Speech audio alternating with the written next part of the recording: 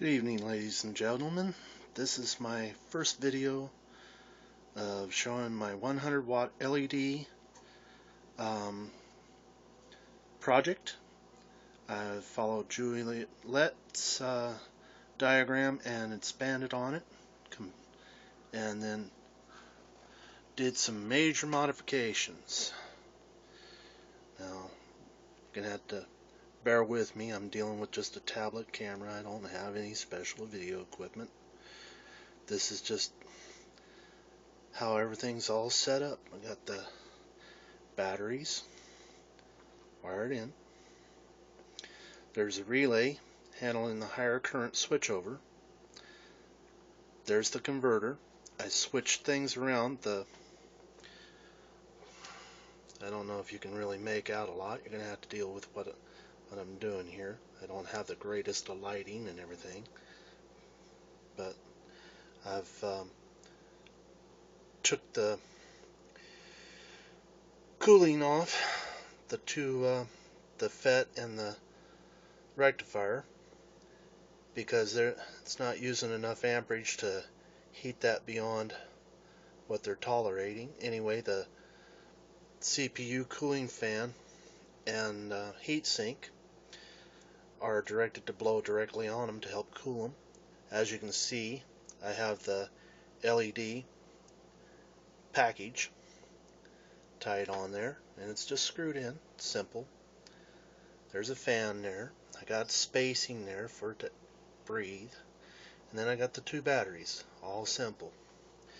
And as you look at the unit, pull back here again, you can see that it's just a toolbox, just simple. And you turn the box around. There's the LED, and there's the power switch. Flip it around here. All I got is a couple little screws holding there, and it's nothing else. All the rest is self-contained, self-packed. Weighs about, with the batteries, if I wanted to put single battery in there, it'd probably weigh about 5 or 6 pounds, but since I've got two batteries in there, we're probably running about 8 to 10 pounds. But this baby does work. It's really, really nice. Just for example, I'm going to put a box in front of the light so it doesn't cut out the camera. And if you'll bear with me, I'll set this thing down, turn out the lights, and then you'll see exactly how bright this puppy is. And it works pretty dang good. I mean, even with this cover on and the box closed, there's enough space in there, and that thing has enough dissipation that the light doesn't get hot. Works really, really good. So I'm going to set this thing down, go turn the light off, and then you will see how bright this puppy is.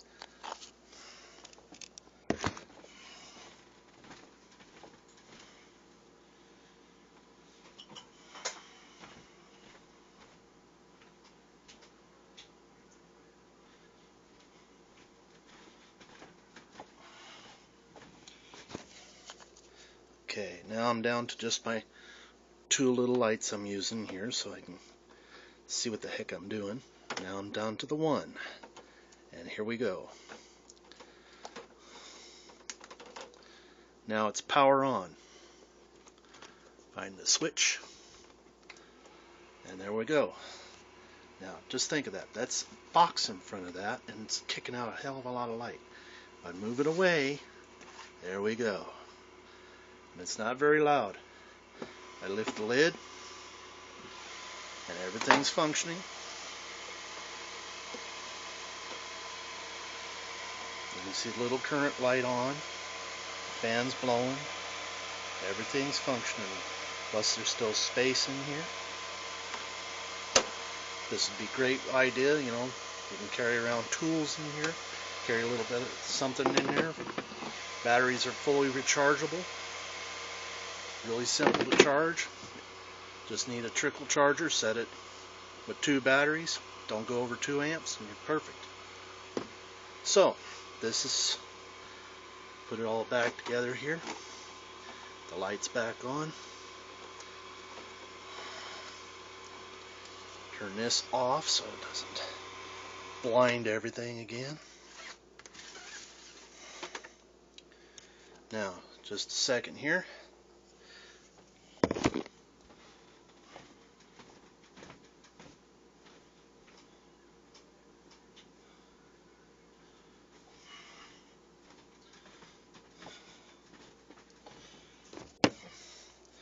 And as you can see, it's quite a nice little setup.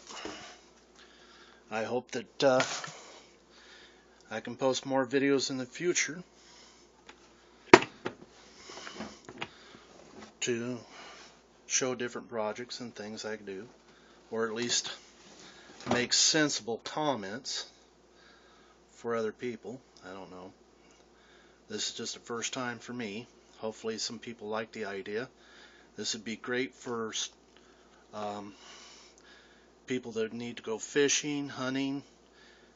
They got portable light, plus they can carry their goodies. It's enclosed to where it wouldn't even get wet.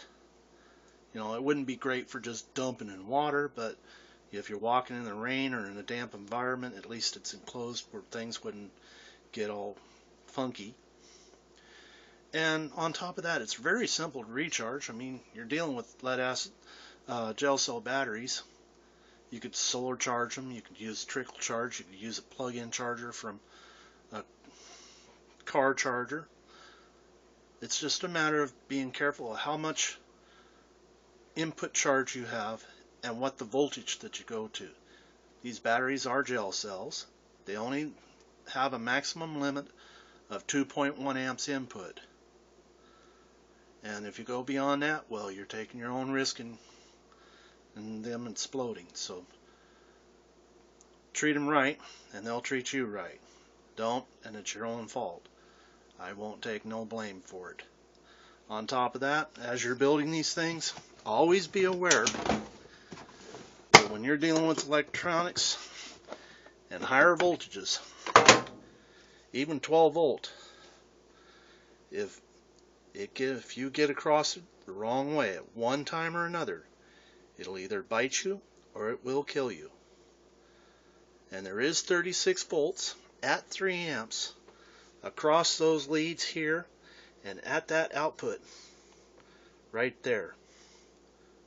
So that is enough to kill you. If you do not know what you're doing, all it takes is one shot and you're a goner. So this is just a warning from me. Yes, it does work. It's really, really efficient. Heatsink did not get warm, just barely. Fan works perfectly. I'd say at the best, maybe holding temperature is probably about slightly warm. I'd say maybe about 90 degrees. I could put a thermostat on that to tell you, but I don't have it right now. As I go along, like I said, this is the first project, first time showing videos. Hopefully people like what I've got here.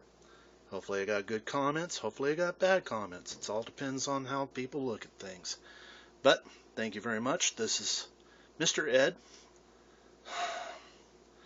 somewhat inventor tech. I do have college degrees, so it's not like I don't know what I'm talking about. Hopefully you enjoy my video, and thank you very much.